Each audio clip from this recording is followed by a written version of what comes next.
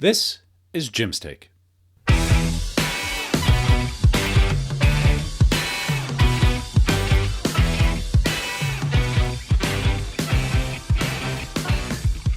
Welcome to Jim's Take, yet another interview here in New York. We have another guest from across the pond. The goddess is back.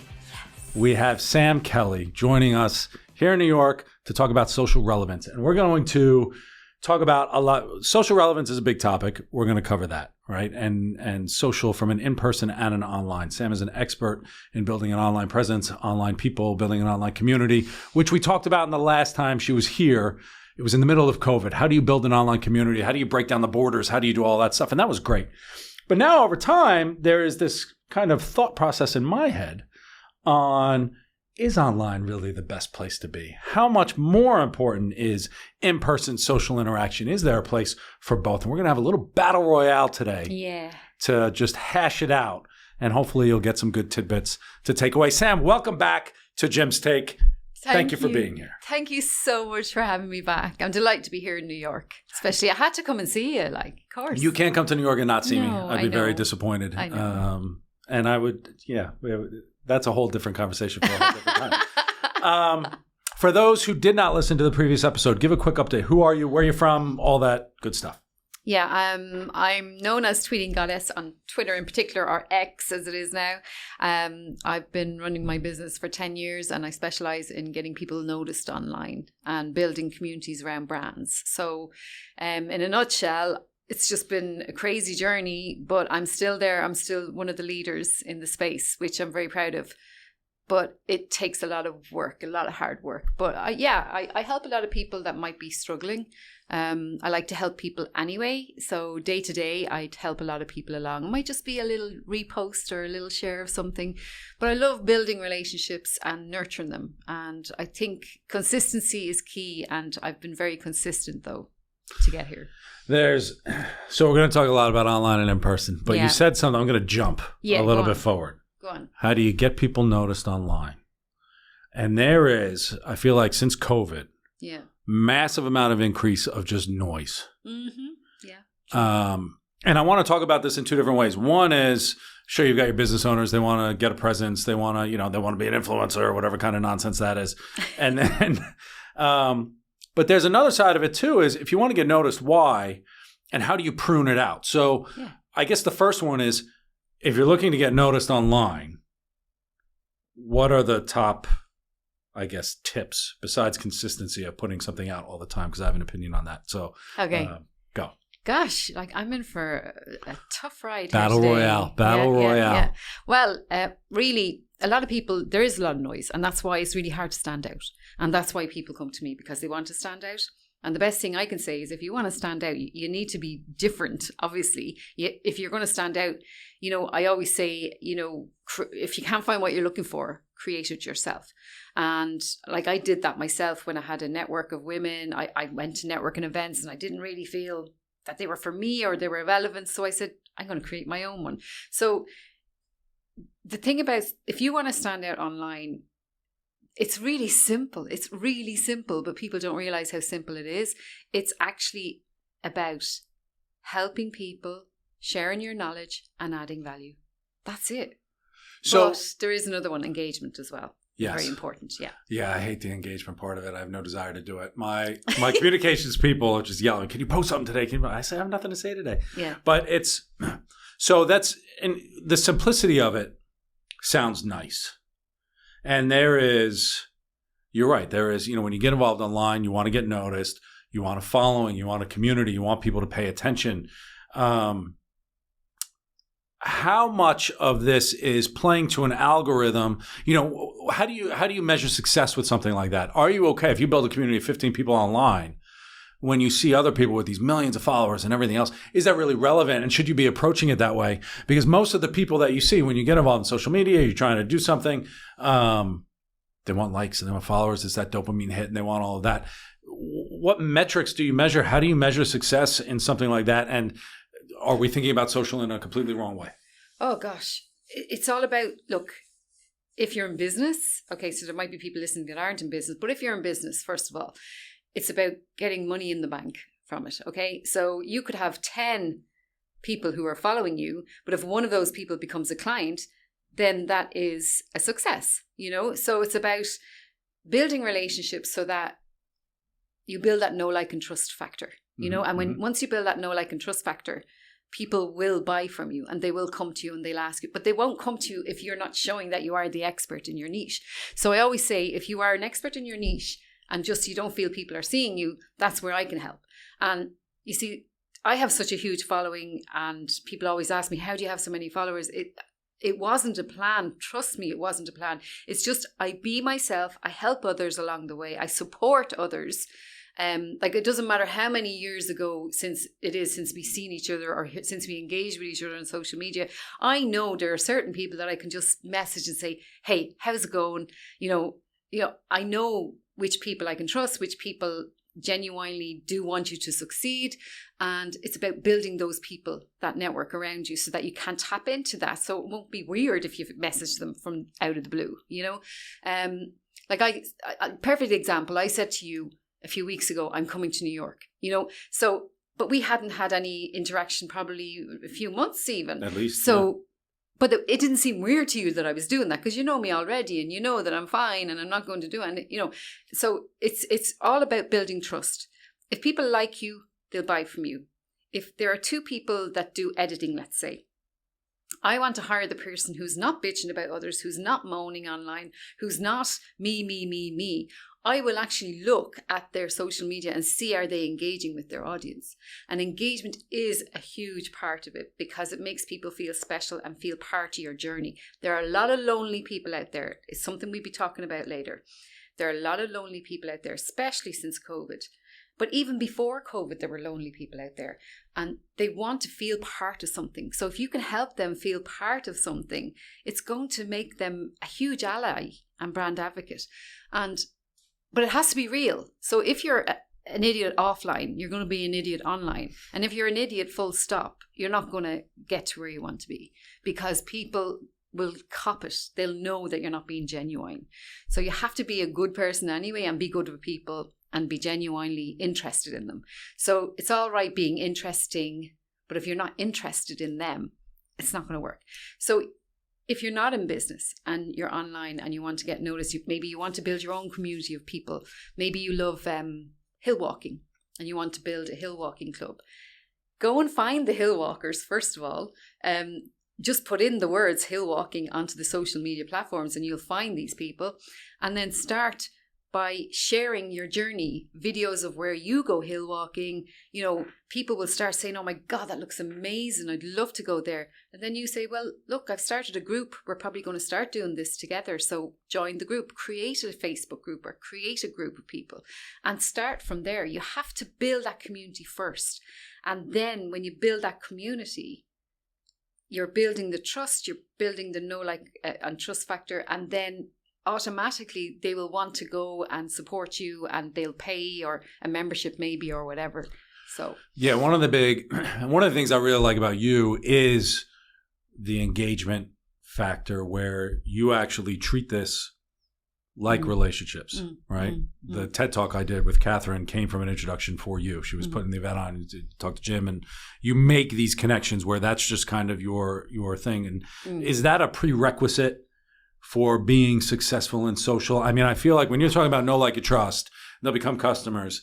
One of my big pet peeves is when I scroll through anything, I'm being marketed to all of the time. Yeah. Is there a way to filter that out, or is that the wrong approach? Or, you know, talk to me a little bit about that. You can filter it out. I mean, if you on Twitter, for example, or X, you can build Twitter lists, you know, and you can just follow the people you want to follow. Everybody's being marketed to all the time, like elections, like we're, you know, all I do is keep adding value. If you keep adding value, the people, no matter what the algorithm is, the people that want and understand it will engage with it if it resonates with them. So it's all about knowing your audience as well. It's so important. If you don't know your audience, it's just, you need to know your audience. So I know my audience. I know what they like. I know, like, people know me for Twitter, right? But I'm not just about Twitter. I do LinkedIn. I'm on the other platforms. But also I like chocolate and I don't drink and I love my dogs. And, there's different things that I let people in a little bit to see. Like I have a grandson. So I would talk about my grandson. So I'm attracting that audience that also like the same things as I love. I also love the outdoors. I'm also an angler. Bet you didn't know that. I did not know that. Yeah, wow. I'm an angler. Wow. So I love fishing. So it's about letting them in a little bit so they see, and then you start attracting different kinds of audiences. But mostly people that approach me they're already an expert in their niche. They're already on social media, but they don't know how to stand out from the noise, as you mentioned. But the main thing is engaging, educating, entertaining. If you can do those three things, I'm very aware of the Irish accent, three things, engaging, educating and entertaining. Engagement is huge. Even if I remember I put up a post about, myself and my husband, we actually got engaged here in New York a few years ago. We're still only newlyweds, really. We're only married 5 years, but how cute. I know, right? But we got engaged, and I put that post up, and I made sure I thanked every single person that commented. Now that takes time because I have a lot There's of no way followers. I'll ever do that. But I did, and I made sure I did. And you see, people, they just appreciate it. If I said something on your post, Jim, and you didn't acknowledge it, I'd be a bit annoyed with you, like. Yeah. Seriously. But I know you, so I'd respond to you. Yeah, but I know you, but so talk to me about, all right, so we've got value. Yeah. Creating value. And I like how you put it into categories because I think I see it as conflict between the need to be consistent and the need to provide value. Mm-hmm. And some people focus more on this need to be consistent and they just put up garbage. True. Right? It's not valuable. It's True. not like nobody cares or anything else. Yeah. So how would you categorize different ways of value and how much do you actually have to share? Yeah. And is there a way to create some kind of boundary of saying, you know what, I don't really want to talk about absolutely. my grandkid or whatever.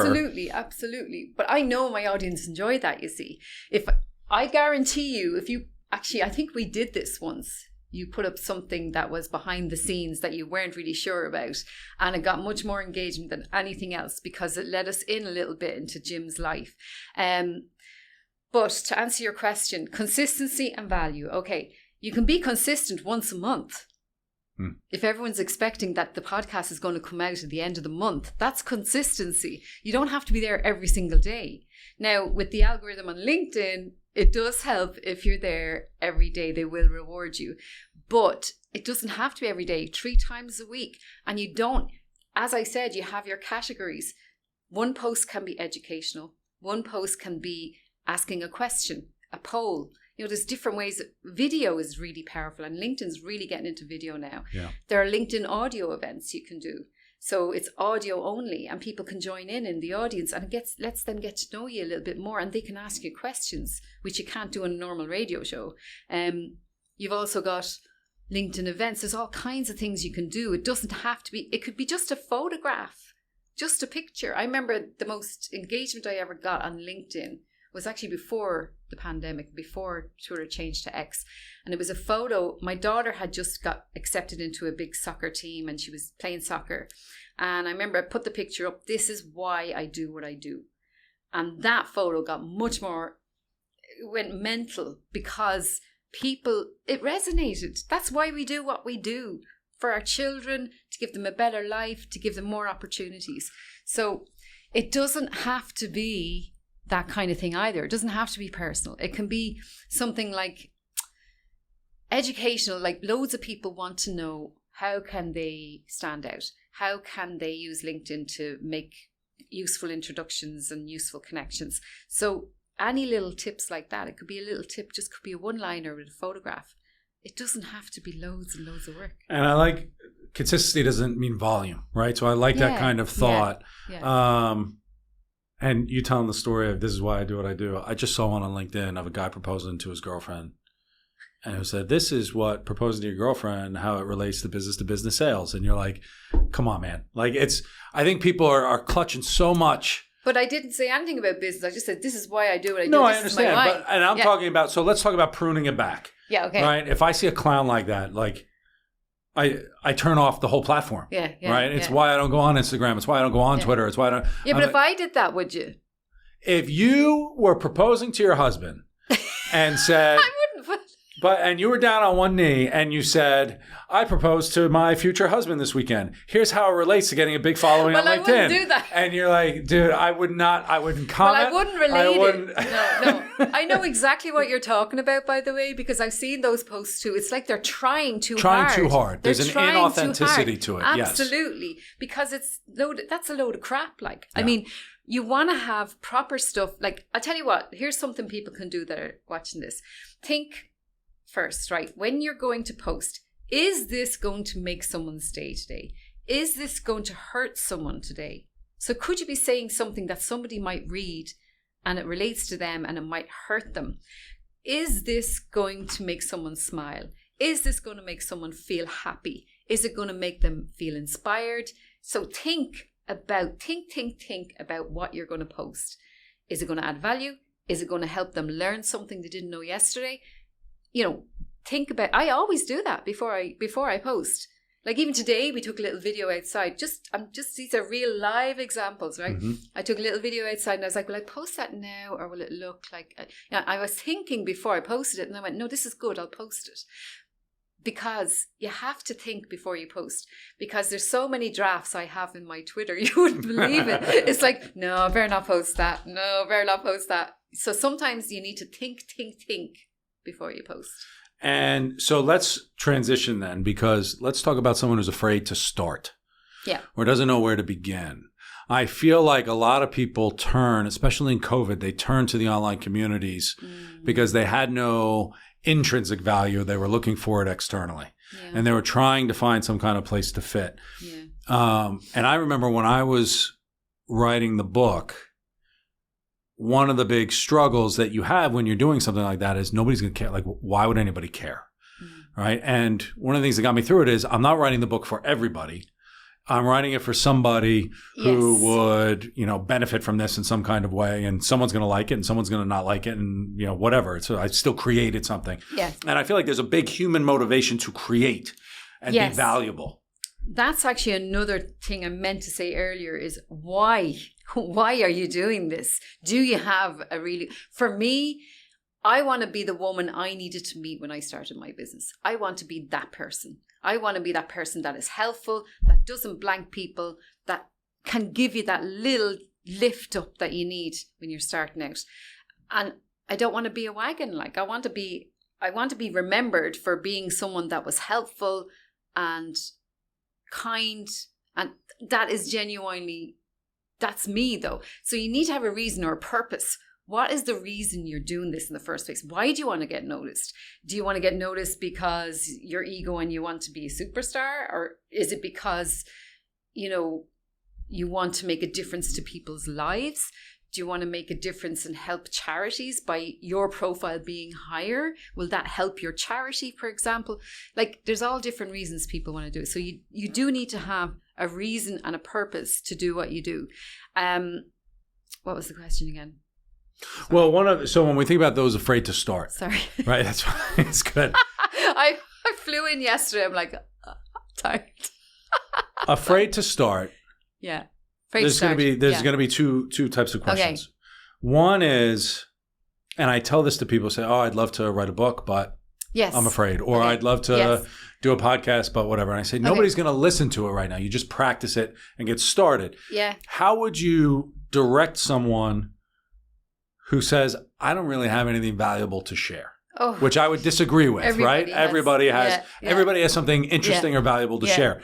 And I like the why question, right? Why are you sharing this? Because somebody will relate to it. Yes. It may not be a big audience, but it may, someone may kind of like that, and you find your people. Exactly. And I feel like with the loneliness thing and all of these, where do you fit is you actually have to take these steps to find people. So how would you direct someone at the beginning? One,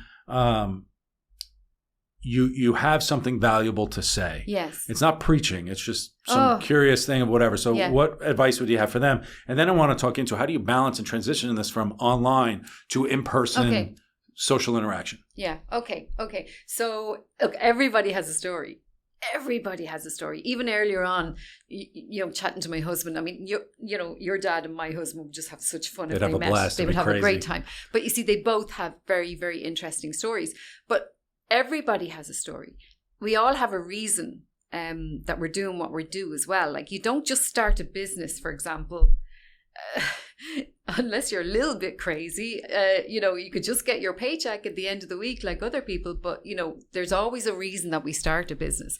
So even if you're not in business and you're listening today, so decide what it is you want. Actually, I always say this, you might think this is a bit fluffy, but vision boards, I'm telling you, I did a vision board ages ago, and I said, I am going to do this. I'm going to speak in New York. I'm going to do a TEDx. I wrote it all. I'm going to lose weight. And I did it. I lost the weight. I'm going to stop smoking. I stopped smoking, but I vape now. But look, one step at a time. But, but this is real stuff. This is real life. So I knew what I wanted to do and I visualized it. So I put it up there. So I have it, right? So think, what is it I want? Do I want to be remembered for something, or do I not care? Do I want to help people make a difference? What do I want to do? And I wanted, for me as well, as a lone parent when I started out, I wanted not to be poor anymore. Mm-hmm. Come on, we have to talk about this. Like, money is something that is important. Yeah, and it gives you choices. It gives you choices. And freedom, yes. And when you don't have it, it's awful. And I remember not having it. And I didn't want my daughters to struggle like I did, So I wanted them to have more opportunities. So there's all those reasons. So you must have a reason, first of all. So if you want to start getting out there and start on social media, find your people. There's all different kinds of communities there. There's authors communities, there's creative communities, there's teacher communities, there's all kinds of communities. So whatever it is that rocks your boat, whatever it is you're interested in, you can find these people. There's lots of forums, there's lots of groups, stuff like that. And then if you don't find what you're looking for, if you can't find what you're looking for, create it yourself. Like, for example, I've noticed a lot of retreats, right? And I would love to go on a retreat, except I'm not into yoga. I'm not into sound baths. I'm not into that. But I love nature and I love fresh air and I love walking. So I'm thinking, God, if there was a retreat where I could actually sit by a campfire at nighttime, go walking in the daytime, I'd be happy out. So that's the kind of thing I'm looking for. If I can't find that, I'll probably create it myself, Mm-hmm. So that's the thing. So if you're starting out, then once you find these people online, go to some of the meetups. Just go and meet. Those people are there for the same reason you're there. Don't forget. They joined for the same reason you joined. It's like, I'm in sobriety, as you know, and, I'm 16. I'm actually 16 years sober tomorrow. So hey, congratulations. So there you go. So that's something I just remembered, actually, because the wedding's tomorrow. But if you go to meetings, you want to find like-minded people that are like you, that understand you and get you. Because not everybody understands me. My husband doesn't understand my drive. He doesn't. He doesn't even know what I do. He thinks I'm on the computer, he doesn't know what I do, right? So it's about finding people that understand what you do, understand your drive, understand your passion, understand, how it makes you feel, all of those good things. Like music festivals. That is the last place I would ever love to go. Whereas my sister loves music festivals. So everyone has something that they love and that they don't like. And that would be my idea of hell, whereas she'd love it. How much did your sobriety make it easier to meet people? For me, it was like a game changer. Yeah. When I quit drinking, it was so much easier to have conversations with people. Yeah. Did you notice a big difference? Real conversations. I remember the first networking event I went to after I quit drinking, and I came home and I told my wife, I'm like, this is the best networking event I've ever been to. Yeah. Because I was having really, really good conversations. It was amazing. So I like this. It's right. The money aspect.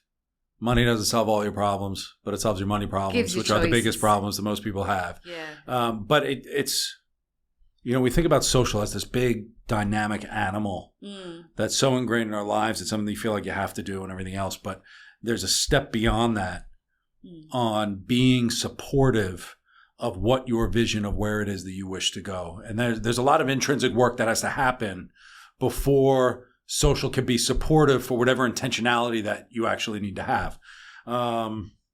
And that's where the work comes in, though. You see, people think you can just create a community. Well, that's just it. It's work. Everything's done for us, right? And social's promised you, like, oh, you could just follow these people and you'll get content. But it should be flipped, right? You actually have to do work to be intentional with what it is. And that sucks. I don't want to do extra work. But a lot of people don't actually want to do the work, you see. And they're the ones that will be the first one to put you down, the first one to slag you off or whatever. And I find that, like, if you look at the top people out there, they didn't just get there. And also the top people, I want to point out, the top proper successful people are very kind to others. They're not. They don't stamp on others to succeed. They don't step over others. They help others along the way. And they might not even say it. Like, there's a lot of stuff I do in the background, and I know that you do in the background, that we wouldn't necessarily be telling people about. I have to start being nicer to people. That's my lesson today. Figure that one out. It's so true, though. There's a lot of people I know that are doing amazing things. I've heard stories about what they've done to help people, and you never hear them talking about it or putting it on social media. Same with me. I wouldn't say certain things. I feel like that's a lot of my approach is, right. It's like, it's nobody's business, right? It's not that my story to tell. And exactly. Anthony Jeselnik is a comedian in the States, and I think he's hilarious. A lot of people don't like him, but he talks about when everyone goes to Twitter and says thoughts and prayers after a tragedy. Yeah. So what you're really saying is, don't forget about me. Yeah. And it's like this really inauthentic kind of, this is why I'm engaged on Twitter. And you see, I wouldn't normally comment on things like that either, because I feel like, well, why am I, I'd rather give some money to the cause or something. Do you know what I mean? And not promote it. It has nothing to do with anything, right? Exactly.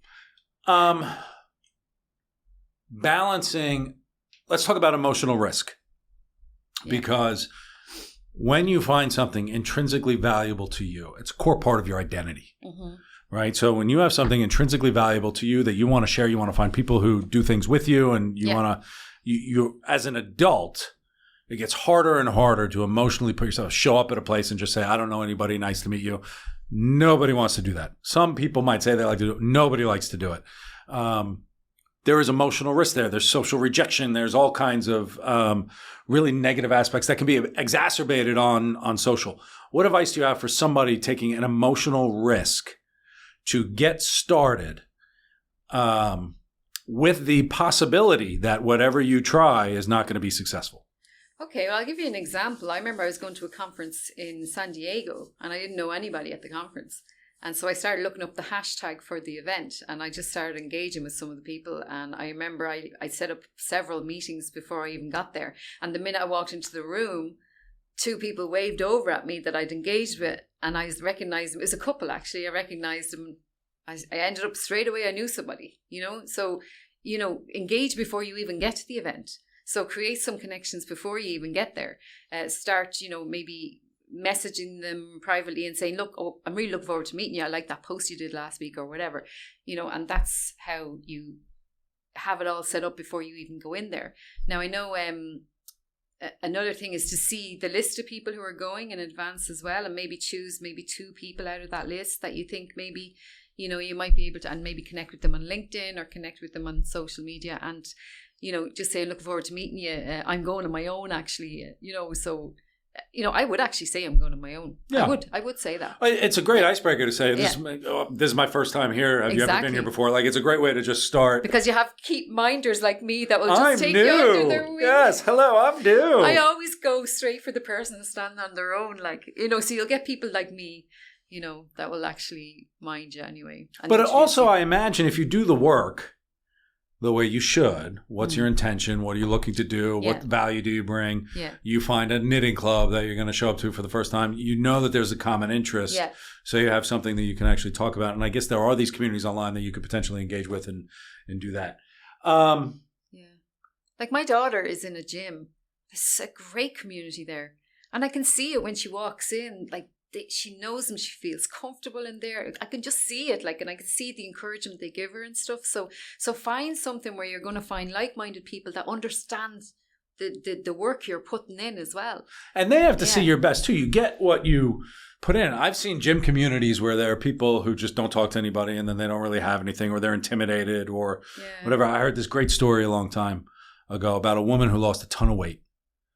And she was so excited because everyone started treating her nicer. Yeah. She was walking around. She felt so good. And then she started getting angry. She said, they're treating me nicer because I lost weight. They should have been this nice to me when I was overweight. And then it clicked on her one day. She realized it had nothing to do with her weight loss. She was happier with herself and she was treating people in a nicer way and they responded in kind. Yeah. And so how do you go in with the smile and do all of that? And it's the advice I give anybody going to a networking event is how can you make this 1 hour enjoyable for you in some kind of way? Well, what I always say is I flip it around and I think, who can I help today? Yeah. Here.